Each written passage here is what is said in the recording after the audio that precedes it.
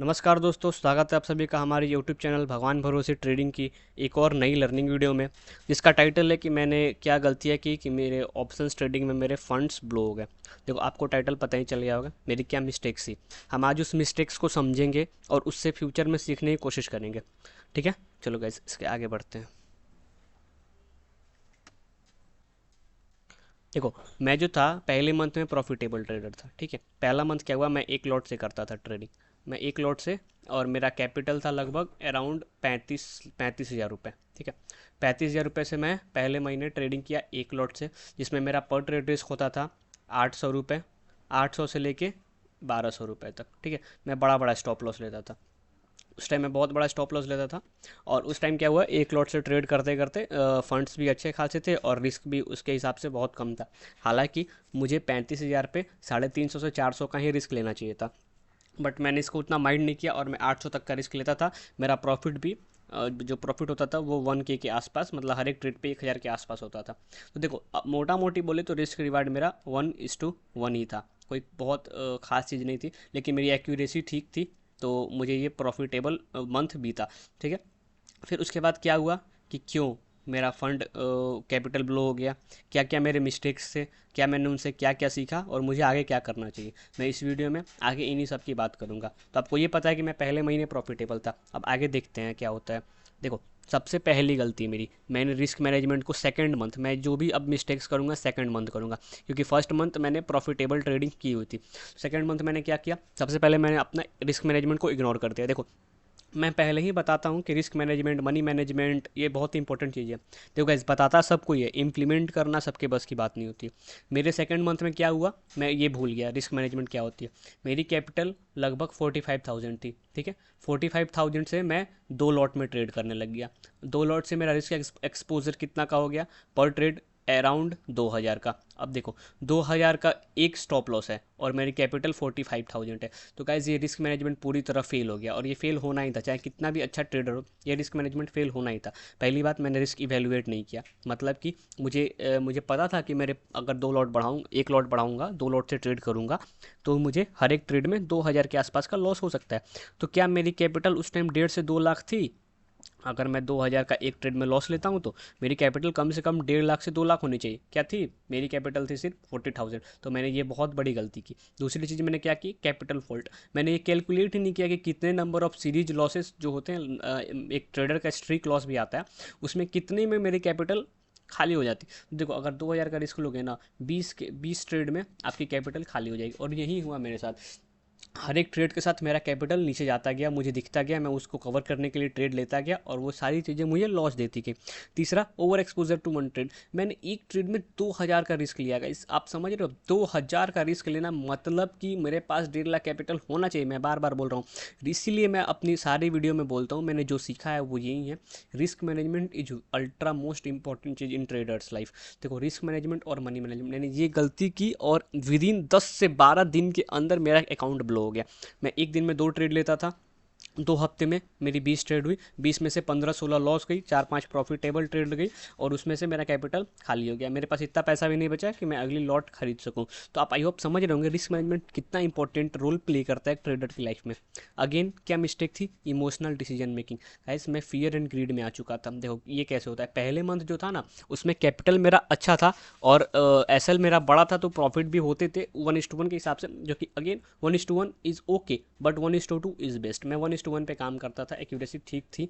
तो उस time fear and greed उतना नहीं आता, क्योंकि मेरे पास कैपिटल बचा हुआ था। देखो, होता क्या है कि आपका जो लॉस होता है ना, तो आपके कैपिटल में से उतना पैसा घट जाता है। तो अगर आपके 35,000 में से 800-900 घट जाते थे तो उतना नहीं समझ में आता था, लेकिन 45,000 में से एक दिन में अगर दो लॉस हुआ और 4,000 घट गए, तो कैपिटल आपका 40,000 आ गया।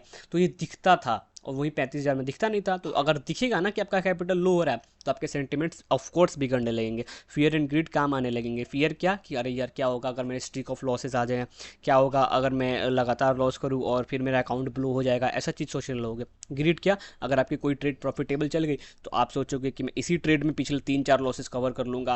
आप उस ट्रेड को बुक नहीं करोगे सही टाइम पर, और उससे और फ़ायदा लेने की कोशिश करोगे, सोचोगे कि मैं लॉस कवर कर लूँ। तो गैस, ये दोनों सिस्टम मेरे अंदर पूरी तरह बैठ चुके थे, जबकि मैं शुरू से जानता था कि फियर क्या होती है, ग्रीड क्या होती है, रिस्क मैनेजमेंट क्या होती है। लेकिन गाइज, मैं वही बोल रहा हूँ, जानना और इम्प्लीमेंट करना अलग चीज़ें होती हैं। मैं इम्प्लीमेंट नहीं कर पाया सेकंड मंथ में। दूसरी चीज़ इम्पल्स ट्रेडिंग, ये क्या होती है गाइस, मैं क्या हो गया था ना, वहाँ पे मार्केट ऊपर जा रहा है तो यहाँ पे बाई कर लो, वहाँ सेल कर दो, यहाँ पे बाई कर लो, वहाँ सेल कर दो, फिर पुट इधर बाई कर लो।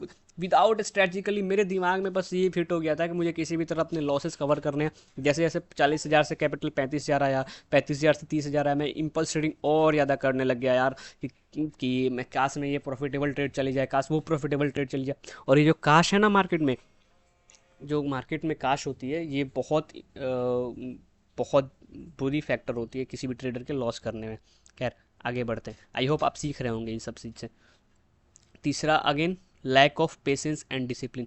Guys patience ultra necessary, patience बहुत इंपॉर्टेंट चीज़ है, पेशेंस और डिसिप्लिन।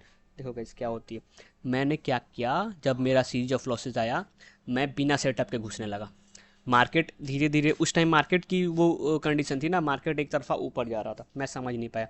मैं इधर घुसता और सोचता इधर निकल जाऊँ, लेकिन ऐसा होता नहीं। मार्केट जैसे मैं घुसा, मार्केट थोड़ा सा पुल बैक लिया, मैं मेरा स्टॉप लॉस हो जाता और मार्केट अगेन मेरे डायरेक्शन में जाता। आई होप आप समझ रहे होंगे।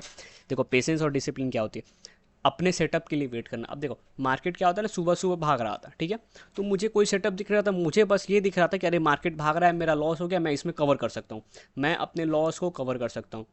इसी वजह से क्या हुआ, मैं इम्पेशेंस हुआ और मेरा ट्रेडिंग लॉस हो गया। अगेन नेक्स्ट चीज़ क्या है, डिसिप्लिन। भाई मैं बताऊं, मैंने बिना सेटअप के बहुत से ट्रेड्स लिए। मैं आपको बता रहा हूँ ना जो गलती क्या की।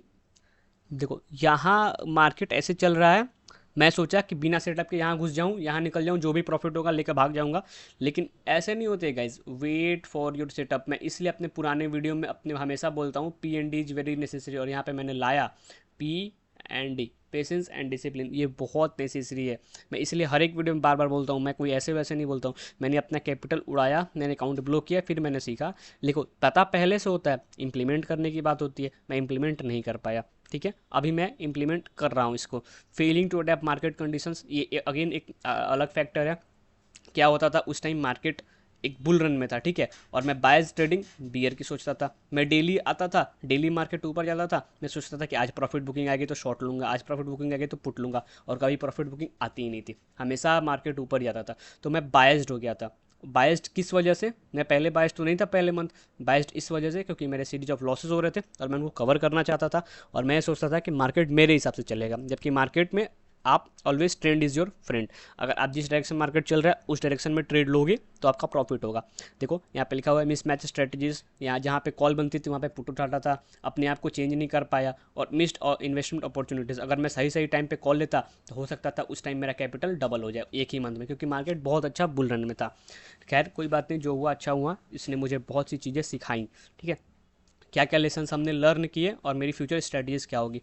गाइस पहली बात तो ये, मैं दो चीज़ हमेशा पी एन डी कभी नहीं छोड़ूंगा। अब अगर मेरा, देखो मेरा माइंडसेट ये हो जाएगा कि मैं सेटअप बनेगा तो ट्रेड लूंगा, अगर पूरे दिन मार्केट जाता गया किसी एक डायरेक्शन में, या तो ऊपर या तो नीचे, और अगर सेटअप नहीं बना मैं ट्रेड नहीं लूंगा, सिंपल बात है। ये देखो यहाँ पे है पेशेंस एंड डिसिप्लिन, ये बहुत इंपॉर्टेंट चीज़ है। मार्केट की एनालिसिस, मार्केट किस डायरेक्शन में है, क्या बुलिश है या बियरिश है, ये देखो आप। डेली टाइम फ्रेम देखो, मैं पहले डेली टाइम फ्रेम नहीं देखता था, डेली टाइम फ्रेम बहुत हेल्पफुल है। आप डेली टाइम फ्रेम देखो, उसके हिसाब से मार्केट का ट्रेंड डिसाइड करो। और साइकोलॉजिकल रिसाइलियंस, देखो गाइस अपने आप को शांत रखो। मैं बहुत हड़बड़ी हो गया था यार, बहुत हड़बड़ा गया था कि मेरा यार लॉस हो रहा है, लॉस हो रहा है, कैसे लॉस हो रहा है, स्ट्रैटेजीज क्या गलत हो रही हैं, क्या चीज़ें गलत हो रही हैं, मैं बहुत इधर उधर करता था। लेकिन देखो लॉस होते हैं, सीरीज ऑफ लॉसेस सारे ट्रेडर्स को होता है, जिम साइमंस को भी हुए थे, तो फिर हम क्या है। हाँ, बस उस लॉसेस को निपटना कैसे, सबसे पहली चीज़ है अपने आप कैपिटल का 1 से 2% रिस्क लो। मैं कैपिटल का क्या किया था, 5-5% रिस्क ले रहा था। 1% काफ़ी है गाइस, 1% रिस्क लो, या फिर ज़्यादा से ज़्यादा 2%, वही मैं गलती कर रहा था, आपको गलती नहीं करनी है। तो गाइस इस आज की वीडियो में इतना ही। आई होप आपने आज लेसन्स कुछ सीखे होंगे, अच्छे सीखे होंगे, आपने उनके नोट्स भी बनाए होंगे। और गाइस कमेंट करिएगा अगर आपको कोई और स्पेसिफिक टॉपिक पे वीडियो चाहिए तो। तब तक के लिए guys bye bye, take care.